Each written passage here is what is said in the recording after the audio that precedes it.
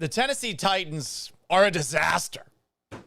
There's no way the Texans can lose to them on Sunday, right? Right? Meanwhile, the Houston Astros are not going to win the American League West. Are they going to miss the playoffs too? Oh my God, I'm depressed. The show hasn't even begun. Say the Astros don't. Am I allowed to be a little baseball hoe bag again? All of those questions we will answer over the next hour. I am Paul Gallant, and this is the Gallant Says podcast. Hit it. A radio show host in Seattle called Paul Gallant. Paul Gallant's wondering the same things a lot of people are. You are definitely living in the hindsight world today, Paul. Do you feel there's been a consistent theme with the interceptions? I think every interception really has a different story. I was just kind of curious what Paul gets to see. Paul Gallant, what the hell is wrong with you? Hello and welcome aboard the Gallant Says podcast. It is Thursday, September 25th, 2025, live on all sorts of platforms. On YouTube at Paul Gallant. Please like this video and subscribe. I think it's the best way to enjoy the show. It's also on Twitch at Gallant Says, where we probably have our most active audience. On X and Twitter at Gallant Says Pod. On Instagram too at Sports Gallant. You can also catch the show on Facebook at Paul Gallant Sports, and clips of the show after the fact on TikTok at Gallant Says. Join us live Monday through Friday at noon Central Time, and occasionally after major Houston sporting events. The show is also available after the fact wherever you get your podcast. Search for the Gallant Says podcast on Apple and on Spotify. Leave a 5-star review. Leave a nice rating. If you roast me, I might even read it on the show. If you ever want to cut me off mid-thought, this is why the best way to watch the show is on YouTube. Super chat me. I'll play this. Paul, stop talking. Listen. Former Houston Texan Wade Smith telling me to shut up once in the middle of a segment, but I will eventually get to your comments, which you can also leave the old-fashioned way by email, gallantsays@gmail.com. Also, by phone, 281-836-3912. That's 281-836-3912. Sunday, Texans, Titans. What's the spread for this game? Honestly, I'm curious because it should not be as high as whatever it is at this moment in time. ESPN currently lists this game with the Texans as 6.5-point favorites. The over-under is 38.5. That's embarrassing. It's a game that is getting the, is it Beth Mowins? Is it Pam Ward treatment? It's not great. And a loss for the Texans at home Sunday at NRG Stadium would be the most embarrassing loss in Texans franchise history. That is not a reach. That is not hyperbole. That is a fact. Tennessee's got a quarterback who I like in Cam Ward. I think he says all the right things. He's not as comical as Will Levis was before him, with all the crazy-ass things that Levis did on a football field. But this guy's quite the gunslinger. Take a look at his pick six that he had last week against the Colts. I like Cam Ward. He's doing shit that you would try in rookie mode on Madden. I don't take him seriously quite yet. Maybe the next time the Texans play the Titans, I will. Especially given that I do respect the Texans defense, even if we're not 100% sure what's going on with Derek Stingley's status going forward. The Titans have receivers that can't get open. When they do get open, they drop the ball. They've allowed 94 points in 3 weeks, over 30 a game. They got 40 burgered by Daniel Jones and the Colts, and now people are looking at Daniel Jones as Indiana Jones as a potential comeback player of the year because he no longer sucks. And their head coach seems to be a Nepo baby boob. How many people have watched the movie Tommy Boy? Stars Chris Farley, R.I.P. David Spade. It's a movie about a son of a, I guess, brake pad plant, I don't know, chairman, commissioner, whatever, who has his father die. His father married some young POA who has a relationship of some sort with Rob Lowe, who plays the villain in this movie, and they're trying to take away the company. Tommy, the son of big guy Callahan, is an idiot. It's Chris Farley. I mean, he's doing stuff like this. If you've never seen the movie, I feel like we can play this clip. Maybe we can't. But, I mean, this is the best moment from an all-time Chris Farley comedy where he puts on a little coat while being fat. Coat?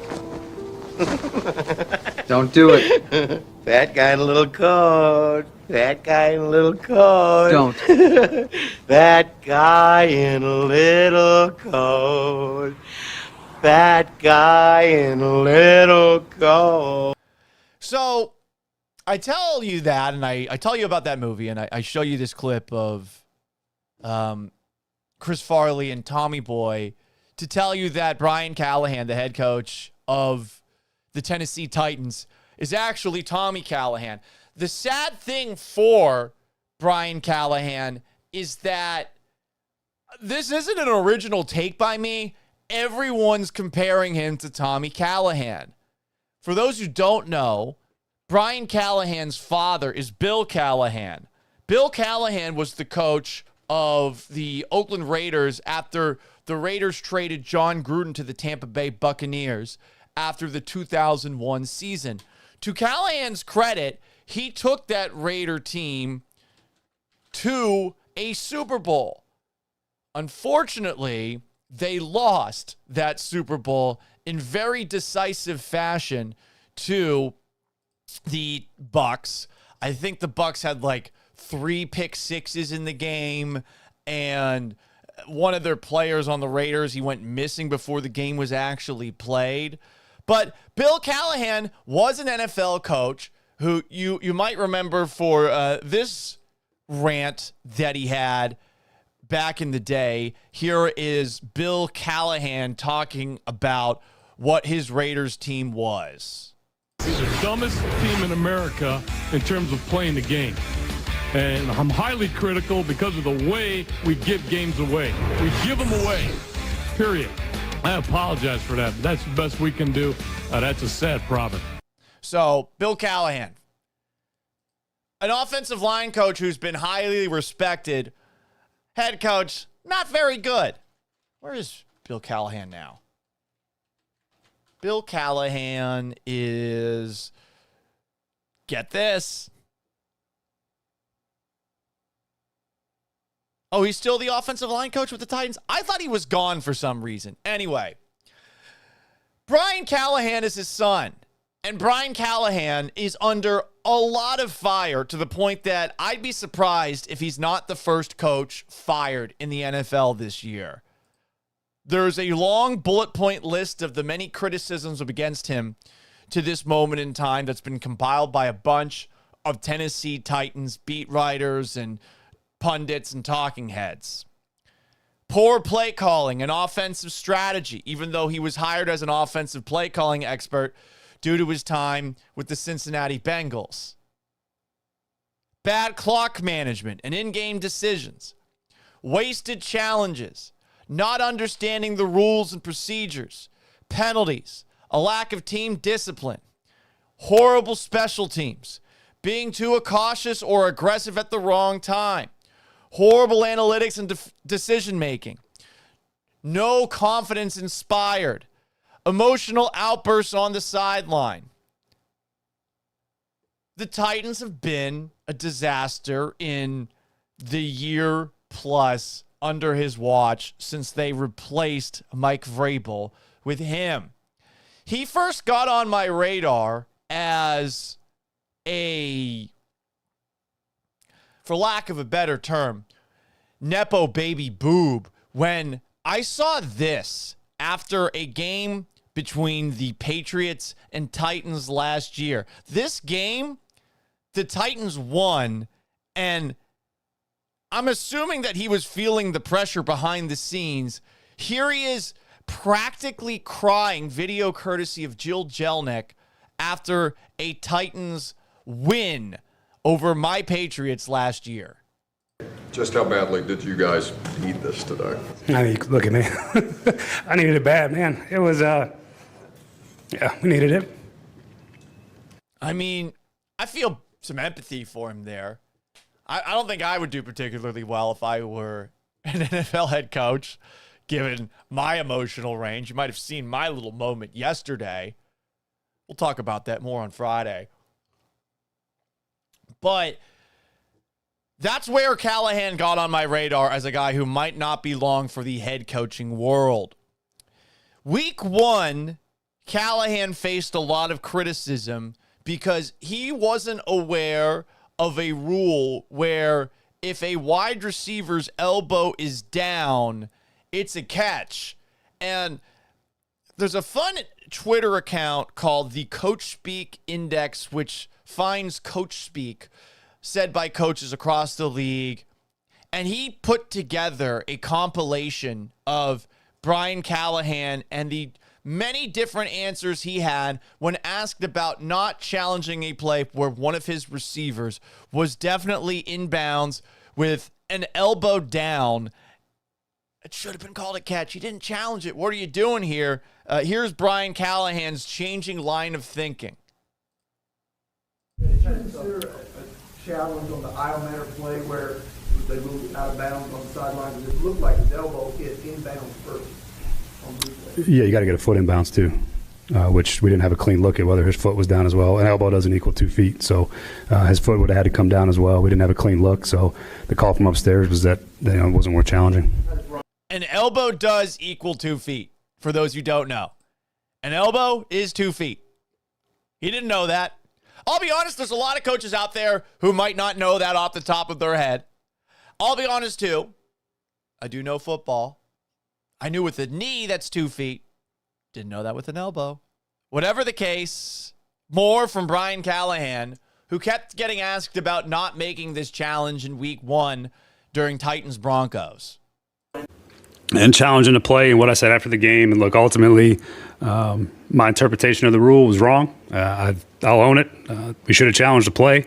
And that's pretty much all I can say about it is I'll own a mistake. We should have challenged it, and that's where it stands. On the iron matter play, I mean, that rule has been in effect for a long time. I guess in retrospect, are you surprised yourself that you didn't know the correct interpretation of that rule? Yeah.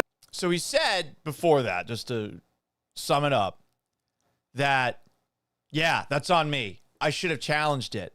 But now he's being asked if he knows the rules. I think I got a little more clarity on it now at this point. At the end of the day, those things happen really fast, and then you're starting to get ready for the next play call, and you're waiting on information from what the look looks like. And look, I misspoke on it after the game, and I'll own that. I'm aware of the rules. I understand the rules. Just again, a mistake that I made that I gotta correct, just like I'd ask our players to. So he said that he is aware of the rule. It's just something that he didn't remember because things were moving too quick, which does happen on the sideline. I do think that from our couches, those who have played Madden think that game management decisions are a little bit easier than they actually are. But more Brian Callahan, Titans head coach. You say that you misspoke yesterday, but at that time you knew that one elbow equaled 2 feet. Say that one more time. So yesterday when you misspoke on the rule, you did know at that point that one elbow equals 2 feet. At that moment? Yes. Yeah, I think at the end of the game, I was worried about a lot of the things that went wrong in the game, and the heat of the moment, the frustration of it after the game in the press conference, I think is, again, I misspoke. I'm well aware of the rule. I understand how it works. And the way that I articulated afterwards was incorrect. And, I understand the rules.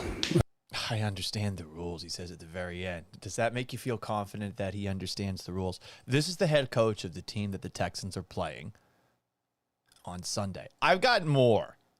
There is a lot of ammunition to throw at Brian Callahan because last week he might have had an even worse moment, which led to a rant in the midst of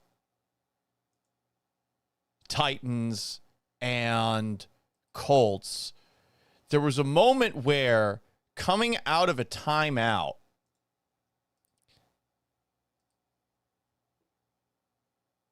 the Titans were called for a delay of game. What's crazy is the Colts had called a timeout. Then the Titans called a timeout, I guess because they were trying to determine whether or not they were going to go for it on 4th and 1. And then they didn't. So they went Colts timeout, Titans timeout, and then they get called for a delay of game. Ross Tucker, who I think will be the color commentator on the call for CBS this weekend, went on a little rant about it. I'm not 100% sure if we can play this. We'll figure out after the fact. But here we go. Ross Tucker. That might be a first. Then they try to kick a 62-yard field goal attempt instead of going for it on 4th and 6. They miss it. Colts have the ball at midfield, march down the field, and they score again. My God. So after the game, Callahan was asked about this delay of game, and oh, Lord.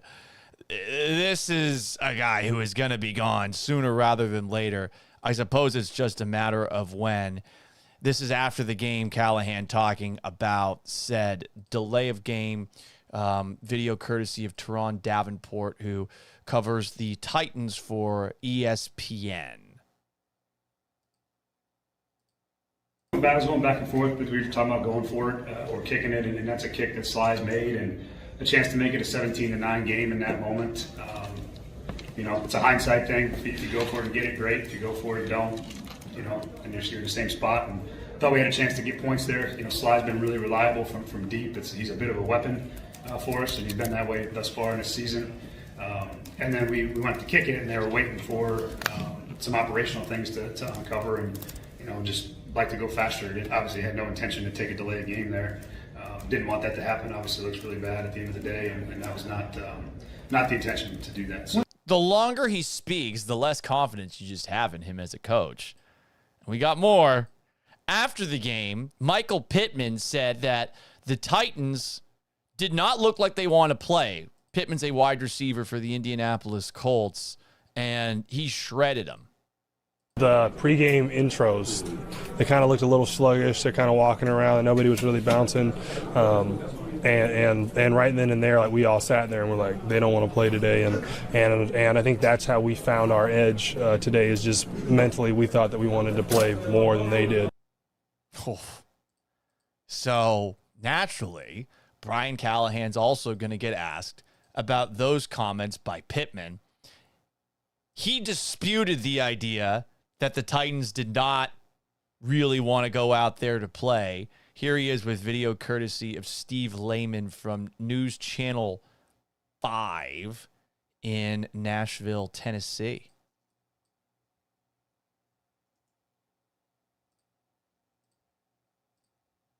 In fairness, I don't think those two things are related. When you win a game and you win it the way they did, you can kind of say whatever you want. I think if you watch the way the team played, that certainly wasn't the case by any stretch. We played hard and we fought in that game, and we didn't play well enough to win it, but it certainly wasn't. I mean, Brian, you lost 41-20. What are you talking about, man? You played hard. That's a tough argument to make. You played hard?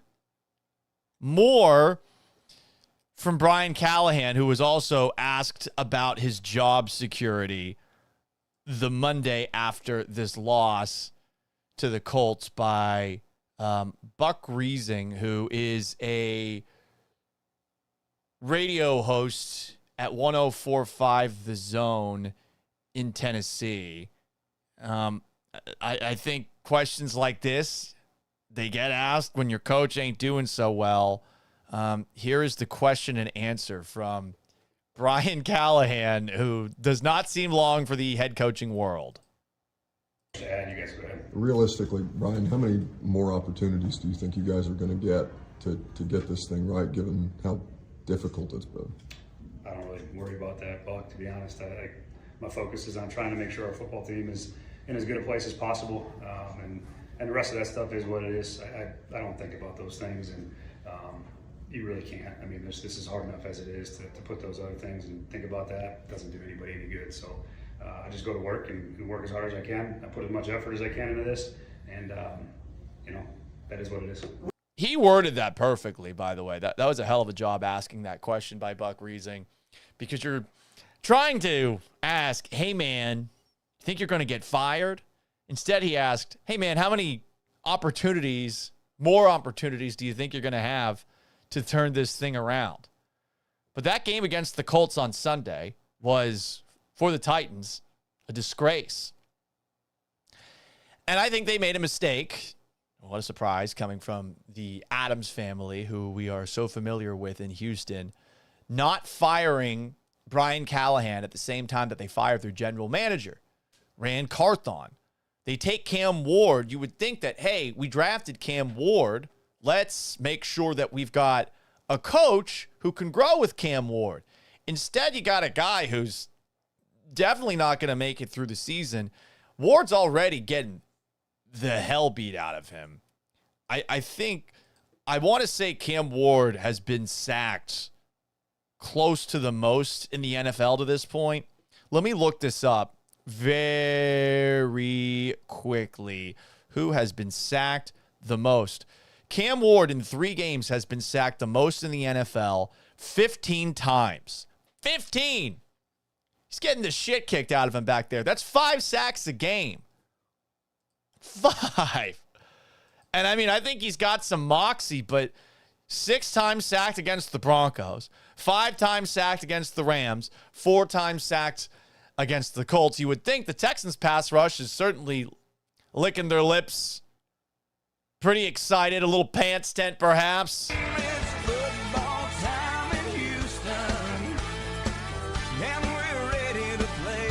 Thinking about being able to open up a can of whoop ass on Cam Ward. And Callahan, when he gets canned, I would imagine it'll happen whenever the Titans bye week is coming. They're going to throw Cam Ward into the further deep end, and he's already in the deep end when he's trying to figure out how to play in this league. They should have fired Callahan going into the year, but the Titans love to hire underwhelming people to be their head coaches, and then they do this thing where they stagger back and forth between firing a GM and firing a head coach. They've been doing this for a couple of years now.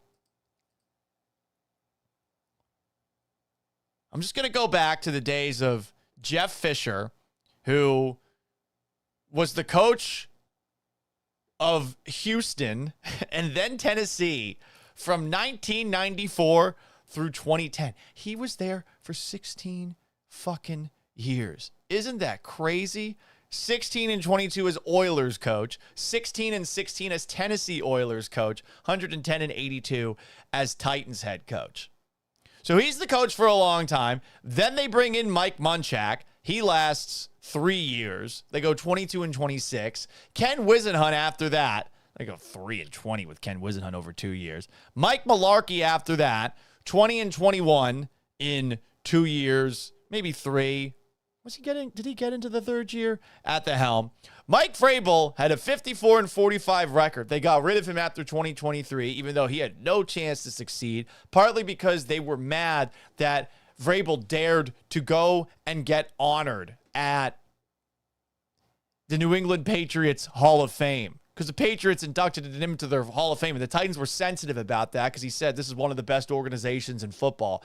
So Vrabel's now back in New England. They got Brian Callahan, and it does make you wonder, okay, who's next? Who are they going to hire that actually is going to get the most out of Cam Ward? I don't know. They're a horribly run organization. They got a bad head coach. They got a quarterback under fire. And I think it's possible that they somehow beat the Texans on Sunday. And if they do, it'll be the most embarrassing loss in Texans franchise history. Given the expectations going into this year, maybe not as sky high as going into the 2024 season. But listen, the 0-3 start, hey, they've played playoff caliber teams these first 3 weeks. Jaguars are maybe less of one than the Rams, who almost beat the Eagles on Sunday, and the Buccaneers. But this team has a great defense, and this team has a quarterback that's a plus quarterback at the very least, if he's maybe not great. If you lose this game to this Titans team that seems directionless and hopeless, it'll be the most embarrassing loss. And you know Amy Adams-Strunk, daughter of Bud Adams, wants this one. She's not going to have them wear the Oilers uniforms. She should. If she had any balls. But, okay, women don't have balls, whatever. You get what I'm trying to say here. If she had any chutzpah, they'd wear the Oilers uniforms. They're not going to. Fine, great, whatever. But she's definitely going to give him a little pep talk. They disrespected my dad, who was trying to con the city of Houston out of money to build a new stadium, even though he had just gotten public funding. Rah! Will they actually be motivated? I don't know. But I'm looking at this, and I think it's possible that the Titans win on Sunday. And it sucks because I would like to talk shit to Titans fans. It is personal. It's personal for me with Titans fans. I've had a couple of interactions with them where they've been complete assholes to me. I don't really understand why. The first time I broke the news that they were benching Jake Locker for Zach Mettenberger, Titans fans came after me. Titans media came after me. You didn't report the story correctly. Whatever. It's the one time I've broken news in my life. I don't ever really want to go break a story again. Then I said back in 2017 that Marcus Mariota isn't good. Time to accept it. They got pissed about that. And then a couple of years ago, I said, listen, the Oilers' history belongs in Houston because we should be able to honor the guys who played here in Houston at Texans games. And if the Titans want to own the Houston Oilers' history, hey, they can have it. They can have that 35-3 loss in the playoffs. But people got very mad about me. You're just butthurt, you're sore. I mean, no, I feel bad for the players. Like, I know Dante Pastorini. I know Robert Brazile and some of these other guys. Like, I've met them. I've interviewed them. And listen, they're taking the bag from the Titans, and they keep on going to all these events where they actually honor ex-Oilers players. And it's cool that Amy Adams-Strunk at the very least does that. But the history belongs here. And I don't get why they're so possessive of the Oilers unis when they're not going to wear them anymore. They changed their primary color to Columbia blue, but they're not going to wear the Oilers uniforms for the foreseeable future. And like that's legitimately for the Titans organization, like their most valuable piece of intellectual property. Whatever the case, I can't shit talk Titans fans this week, so I'm not going to, even though I really want to talk about how little they know about the National Football League, how Tennessee football on the college side of things has been a massive disappointment, but they're too entitled to understand that it hasn't been that much of a disappointment, you know? Like, hey, they won it in 98 with T. Martin, not Peyton Manning. And I know some people in Tennessee who are racist are mad that a black man could win the national title where Peyton Manning couldn't. I get all of that, but that is an entitled college football fan base that just got into the National Football League, and I don't think they know shit. They also talk a lot of shit. I like to throw the shit back. So I'm not this week going to talk about any of those squirrel eaters living in their mobile homes, eating raccoon on the weekends. Anyway, while I'm not talking shit, the Titans have actually talked a little bit of shit before Sunday's Texans-Titans game at NRG Stadium. Ladies and gentlemen, this is Titans cornerback L'Jarius Sneed, who I'm assuming he's one of their best players, but I couldn't tell you for sure. Here he is at a media availability yesterday, being asked about Texans wide receiver Nico Collins, who was clearly their best player on offense. Nico Collins this week. Who? Nico. Thank you. Nico Collins this week. Who? Nico. In case you couldn't hear it the first time. Nico Collins this week. Who? I don't get why you do that, especially considering the Texans are underachieving. I don't know that it's as true as some people believe that a little shit talk towards a player you're going up against on Sunday means that the player who is the target of said shit talk is going to go off for a huge game. But I can't believe that L'Jarius Sneed did that. Like, why? Why would you do that? I guess he has a history of doing it. L'Jarius Sneed, in his time in the league, has opened up shit talk battles during games. In 2023, during a Bengals-Chiefs game, Sneed got into a heated exchange with Bengals wide receiver Jamar Chase, leading to personal fouls on both players. Chase later said Sneed, quote, wanted to fight him, end quote, during the game. Chase also claimed Sneed and the Chiefs can't handle trash talking. Sneed has acknowledged this rivalry, calling Chase the wide receiver who dislikes him the most. In defense of L'Jarius Sneed, Jamar Chase yaps a lot, as have a lot of Cincinnati Bengals when it comes to the Chiefs-Bengals rivalry. But we're not going to go down that rabbit hole.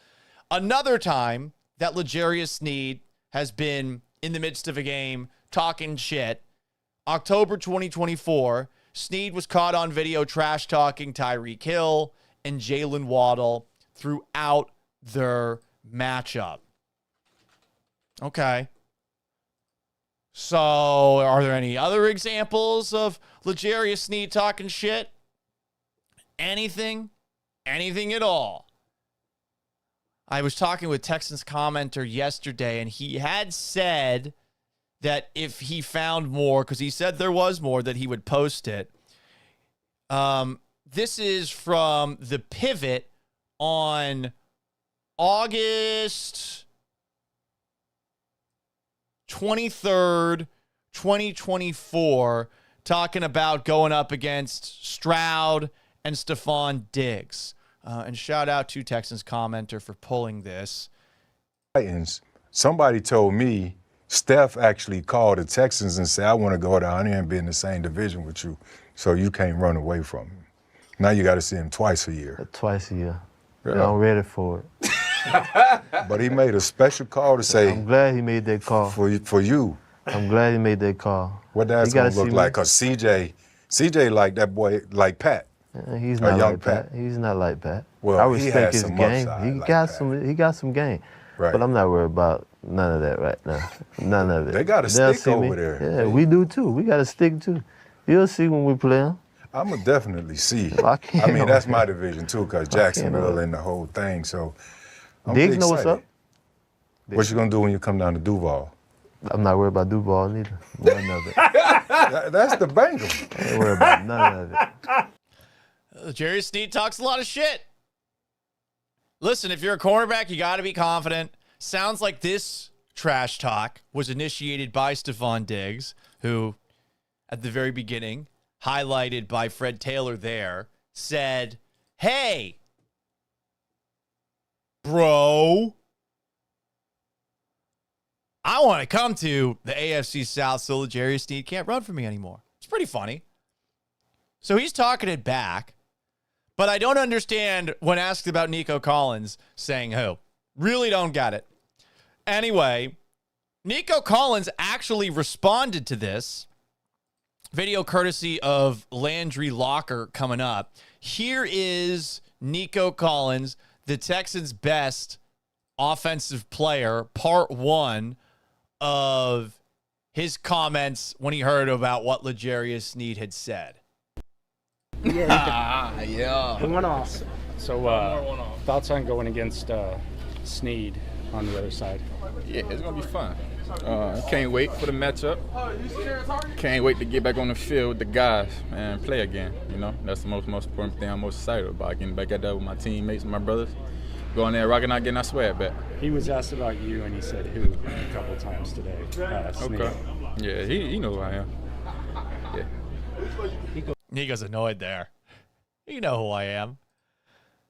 More from Nico Collins, thanks to Landry Locker, SNL, and The Locker Room on YouTube. He is definitely the guy with the biggest Texans following on that side of things. I listen to SNL just about every single day with him and Cody. I think they do a great job for Houston football. Here's more Nico Collins talking about L'Jarius Sneed.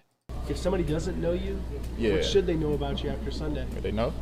Shit, nah, my bad. Yeah, I'm a dog. You know what I'm saying? I'm just me. I don't say much. I just play. You know what I'm saying? You can talk all you want. I'm not hearing it. You know, just line that shit up. Hell yeah. Let's go, Nico.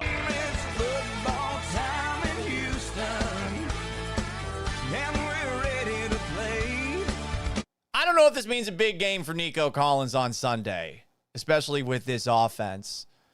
It'll certainly be an intriguing matchup. I don't know if we're going to see Andre Johnson versus Cortland Finnegan or something like that either.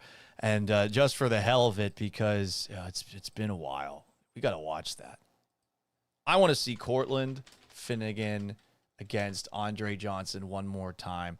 The best part about this fight is there's a moment in it, and I don't know how much of the highlight I can actually show, but how about an ugly fit where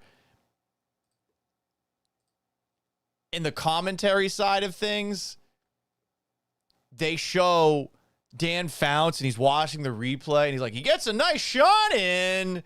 And then he pauses for a moment. And he's like, well, not so nice, because he was impressed by some of the punches that he was able to connect with there.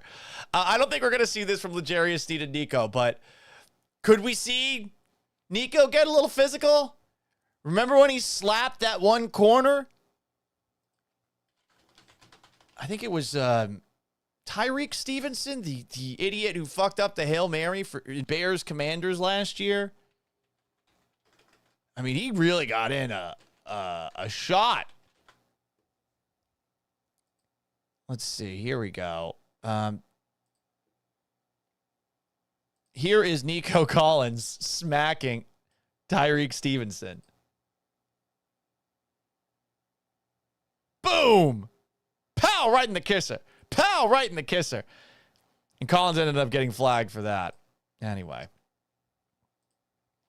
There you go, everybody. We'll see what happens on Sunday between Nico and L'Jarius Sneed.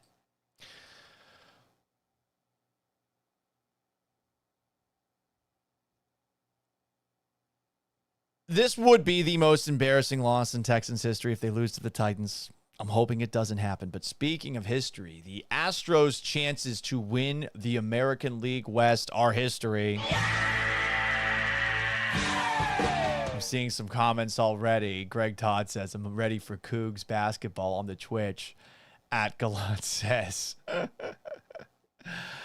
Big Balls Squad 2021 says the Texans versus Titans is like John Cena and The Rock at WrestleMania. Why? Was that a disappointing one? I didn't actually watch it. It's not great. Not great. And it's not great that the Astros are officially not going to win the American League West. It's not happening. I didn't watch last night's game. I know that they lost 6-0. I'm going to give you the best breakdown I possibly can because I no longer want to watch Astros baseball for the remainder of this year. Let's do some box score hot takes. They say numbers lie. Stats are for losers. Final scores for winners. But right now they tell the whole story. Buckle up for box score hot takes. The Astros only had 5 hits. All 5 came from the first 4 guys in their lineup. I really think it's inexcusable how bad the lineup has been. Even with the injuries, they have enough bats. Jesus Sanchez, I know, had a really bad error in this game and ended up getting benched. He stunk at the plate, too. You're playing Zach Cole, for God's sake, so I understand why some might be looking at the Astros and thinking to themselves, okay. Like, Paul, come on, Paul. Like, what are you expecting? But it's the A's who somehow owned that ass this year. Hunter Brown, 5 innings pitched, 6 hits, 4 earned runs. Like, you're supposed to shut him down. You got to win to make the playoffs. That's all you got? It's the A's. It's the homeless A's. Who the fuck is Shea Langeliers? The A's catcher who went 4 for 4 yesterday. He had a double and a homer? I don't know who any of these people are. Who the fuck is Tyler Soderstrom, who also had a double and a homer? I don't know who any of them are. I know the A's have a guy named Nick Kurtz. Don't say that too fast. I know that Jacob Wilson at one point this year was thought to be the best shortstop potentially in the American League, not named Bobby Witt, and he obviously got more All-Star votes than Jeremy Pena did on that front. He didn't do much. I just don't know how the fuck you can lose to the A's the way that you keep on losing to the Oakland A's. I do not, for the life of me, understand it. Their 5th straight loss. They've scored 8 runs over this 5-game losing streak. And I know there's been no Yordan Alvarez and there's been no Jeremy Pena, but you got to give us more than that. Meanwhile, the Astros are going to send Framber Valdez to the hill tonight to try and save the season. The Astros, per Brian McTaggart, are 1-9 in Framber's last 10 starts. He's 1-7 with a 6.16 ERA in those starts. Oh my God. Are you expecting Framber to save the season tonight? I sure as shit ain't. Jeez Louise. Greg Todd says on Twitch, the A's do have some good players, 330 home run guys, but that the Astros quit last night. It does feel that way. Javi Goodtimes asks, how do we get that Shane Landelier guy? If for any reason, so he doesn't kill us anymore. A good question. Is he going to be the new Adolis Garcia? Sean Martinez says, come on, Paul. We are built for this. I got to find that drop. There's a bunch of drops that I have to download from the Paul Gallant show that Sean actually emailed over, and we hope Sean is doing well back at the place I used to work. All right. So, for those who don't know, every single Wednesday, we generally, on the Paul Gallant show, would take a look at what was said by Dana Brown in his weekly visit with the Sean Salisbury show on Sports Talk 790, and we would determine whether we liked what he said or didn't like what he said. Are you down with Dana Brown? You down with Dana B? This ball club's too good. You down with Dana B? He's pretty much giving me the steering wheel and said, hey, this is your gig. You down with Dana B? These guys have been out for so much of the season that it feels like we're acquiring too many players. I guess we'll see. Since on YouTube, we no longer have the ability to play that full song underneath the show, I think it is time that we perhaps bring back our favorite Astros musical number, which of course is the trombone cover of Paul Wall's How About Them Stros.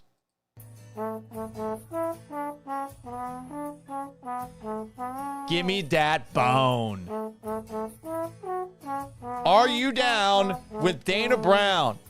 Here is what Dana had to say on the Astros flagship with transcriptions courtesy of my guy, Dan Matthews, the producer of the Sean Salisbury Show.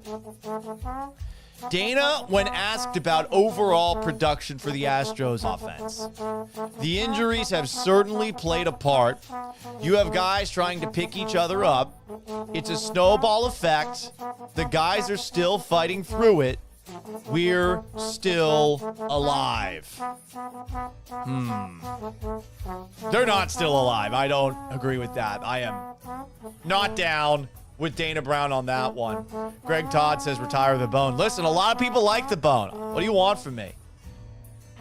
Dana Brown, when asked about the Astros postseason chances, we've got to win today. Joe Espada's talked to the team multiple times. That's what we can control. He is right on that front. Dana Brown was asked about battling fatigue for the Astros.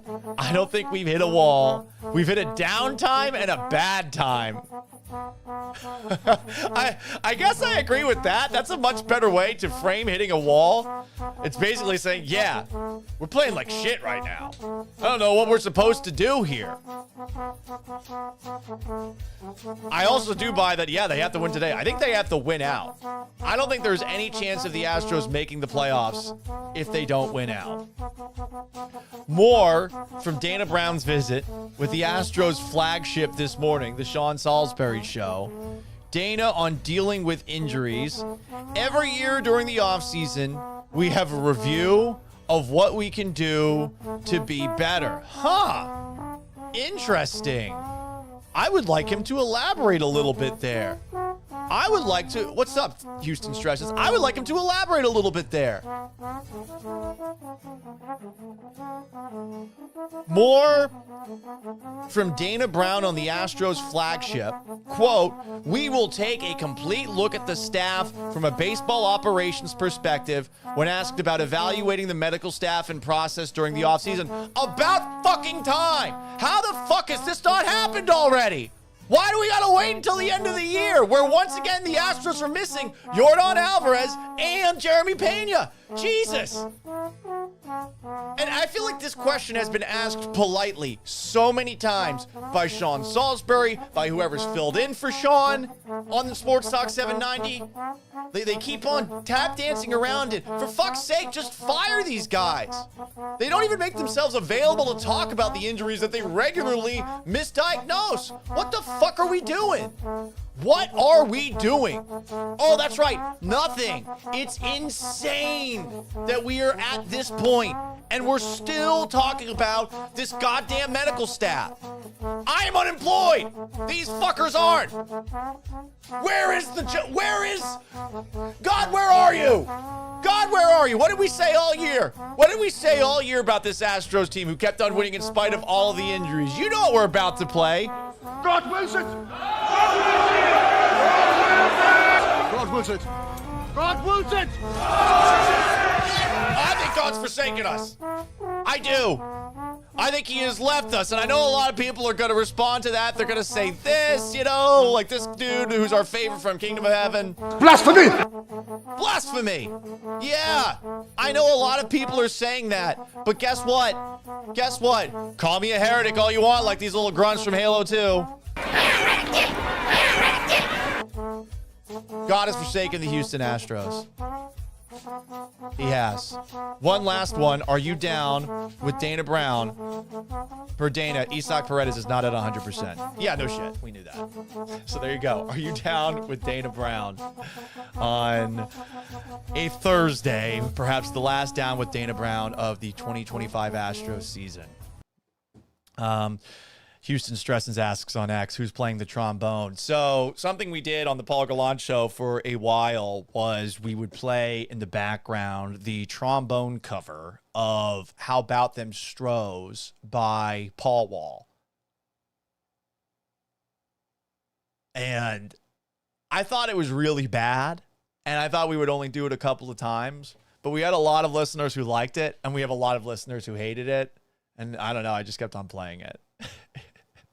The funny thing would be when somebody tunes in for the first time, they're like, what the fuck is going on in the background? And I would say, I don't know. People want it, though. So I had plausible deniability. Hans Chu says it's because of Ted Cruz. Is it the trombone or the Astros being out of the playoffs? Greg Todd says the Astros got to win 3 of 4. The Tigers got to lose 3 of 4.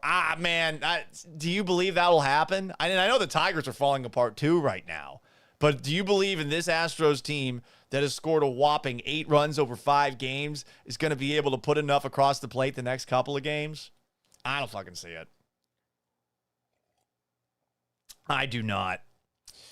What else do we have here? Are you down with Dana Brown? You know what I'm always down with? I know a lot of people don't like this, but when it comes to baseball, sorry to admit this, but I like to fool around a little bit. Okay? I like open relationships on the baseball side of things. I like being a little bandwagon baseball slut. I don't really enjoy baseball that much. So let's talk about the Seattle Mariners winning the American League West. I am happy for Mariners fans.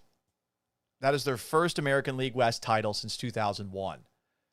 You might see that I'm wearing a Seattle Seahawks shirt right now. I covered the Seattle Mariners and the Seattle Seahawks for their flagship station for a couple of years back in the day. I pulled for the Seahawks. I really enjoyed getting weekly conversations with Pete Carroll. It's probably the coolest thing that I will ever do in this career of mine. But Seahawks fans, a little bit too know-it-all for my taste. Whoa, what do you know about football? Oh, I don't know. I've been in Texas for a while. And on top of that, I grew up watching the Patriots. Whatever, it's fine. It's fine. It doesn't matter. But Mariners fans were always really cool to me. I know they're not cool to Jose Altuve. I know they're not cool to Astros fans generally. I see a lot of back and forth beefs online. But I'm happy for the Mariners. That is a loyal fucking fan base considering just how awful the Mariners have been for much of their history. They are the least successful franchise in baseball. They went between 2001, where they set the record for wins in a season, and this year without winning a division. Hell, they had just one playoff appearance along the way. 2022, where they make that wild card appearance against the Astros in the bullshit playoffs. Mariners fans did not like when I posted a video of myself. I think actually, that was the divisional series where I posted a video of myself after Yordan hit that walk-off saying, "Welcome to the real playoffs." And I was just fucking around with y'all. I hope you guys know that. Mariners fans. But that's a loyal fan base considering some of the things that ownership has done over the years, has said over the years. I mean, shit, it wasn't that long ago where Jerry DiPoto, GM of the Mariners, who I used to have on my radio show once a week, I used to ask him, like, hey, when's Jared Kelenic coming up? Hey, when's Julio Rodriguez coming up? He said that they were looking to, over 10 years, win 54% of their games. I mean, goddamn, how tone deaf is that when you got a fan base that hasn't won? But somehow, some way, Mariners fans have stuck through and been extremely loyal to a franchise that has not loved them back. So I'm happy for Mariners fans, you know? Woof. Houston Stresson says, good to see I'm not the only one forced to resort to cursing on stream because of Houston sports. This has been the best part. I mean, listen, not having a job sucks, but the best part of no longer being on the radio is I could cuss. I probably need to cuss less. My mom sometimes calls me out for it, but it's pretty fucking crazy to see how far things have come since my days covering the Seattle Mariners. I mean, the most controversial story that I covered involving the Seattle Mariners, like the most relevant story, honestly, because of how bad they were in 2020. They were frisky, not bad. They were frisky in 2020.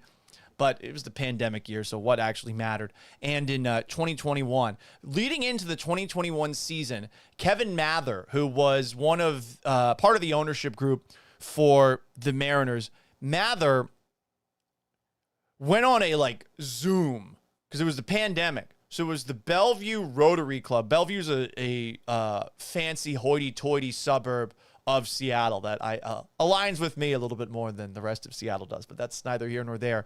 And in this 43-minute video, he shit on a Mariners coach, Hisashi Iwakuma, calling his English terrible. He was pissed about paying him $75,000 a year since he had an interpreter. He joked that Iwakuma's English got better when told the team was tired of paying for it. About Julio Rodriguez, who I interviewed when he was like basically a kid, unbelievably, I think, polished person when we're talking about a guy who was, I think, in his like late teens. I think he was 19. A guy who Spanish is his first language. We had a great conversation. This guy spoke English great. He said about Julio has a big personality but is loud and his English is not tremendous. Asked about Jared Kelenic, he admitted to the team manipulating his service time. Asked about another player, said that he was manipulating his service time. Logan Gilbert. Called Marco Gonzalez, one of the Mariners' beloved pitchers, very boring. And made up a story about Gonzalez pushing a former teammate into a locker during a clubhouse incident. About Mitch Haniger, claimed he had a bit of a chip on his shoulder regarding prospects and that he's jealous and self-centered. Said of Kyle Seager, overpaid. This is like one of the Mariners' most beloved players all time. About D. Gordon, overpaid. James Paxton, overpaid. He did all of this like in a Zoom. Someone recorded it and posted it. B. Hannon asks, how did I end up getting that job in Seattle, Paul? Well, we had conversations. When I got moved to the morning show with Mike and Seth, I could tell pretty early on. Unbearable. Anyone remember that moment in time? You make it unbearable. God, unfreaking bearable. When Mike and Seth had that blow up, I knew, oh boy, this probably isn't going to go so well. And things got worse and worse. And for me, it was like, damn, I'm the third part of a 3-person show. And it just feels like Seth and I are too similar in our ADD and are yelling at one another from time to time. So I could tell it wasn't going to go so well. And I remember getting a phone call in April or May with someone that I have a complicated relationship with, Mike Salk, who I'm appreciative, who actually gave me a chance to do Morning Drive in Seattle. But on top of that, some other thoughts. Whatever the case, wish him well. I don't really care anymore. I put that behind me. Basically, I was doing a radio show once, national radio show, and it was the day that the Texans had traded Jadeveon Clowney to the Seahawks. So I was talking about it from the Texans' perspective, and Salk asked me to talk about it from the Seahawks' perspective. And apparently I did well enough in that segment to get a job interview up in Seattle. And after doing the job interview in Seattle, eventually I got hired, did a show with Danny O'Neill, who was awesome. Did stink that Danny was doing the show basically remote for a lot of it because he even moved to New York City. But we did the show in the morning remote before the pandemic started. We actually had record ratings the first couple of months when we were up there. Unfortunately, the pandemic hit and people just stopped fucking driving. So everything started tanking, including like station money. And I'll give Bonneville credit, who owns the station I used to work at. Like they kept everyone around for a while, despite I think radio just hemorrhaging money, specifically up there where everyone was working remote. It might still be working remote. So that's why it ended there, at least in my honest opinion. And now I'm back here once again in the same shoes I've been in multiple times. But while covering the Mariners, the two, I guess, biggest stories I covered were Kevin Mather and what he said at a Bellevue Rotary Club breakfast, and the Mariners trading Kendall Graveman to the Astros in the midst of a season where they seemed like they were contenders. And the Mariners were crying about it in the clubhouse and stuff. And I remember saying, like, come on, guys. Like, if you want to get good, you're going to have to make trades occasionally, you know? So it's really cool to see them win the American League West. I know it pisses off a lot of Astros fans, but hey, I'm really happy for them. I am. And I'm definitely jumping on the bandwagon. I don't give a shit if they advance in the playoffs and the Astros are done, which it looks like they're going to be done probably a little bit later, either today or tomorrow. But hopefully that doesn't happen. I'm just not feeling it. I'm just not feeling God willing it right now. I'm sorry about that. Blasphemy! I'm sorry. I'm just not feeling it.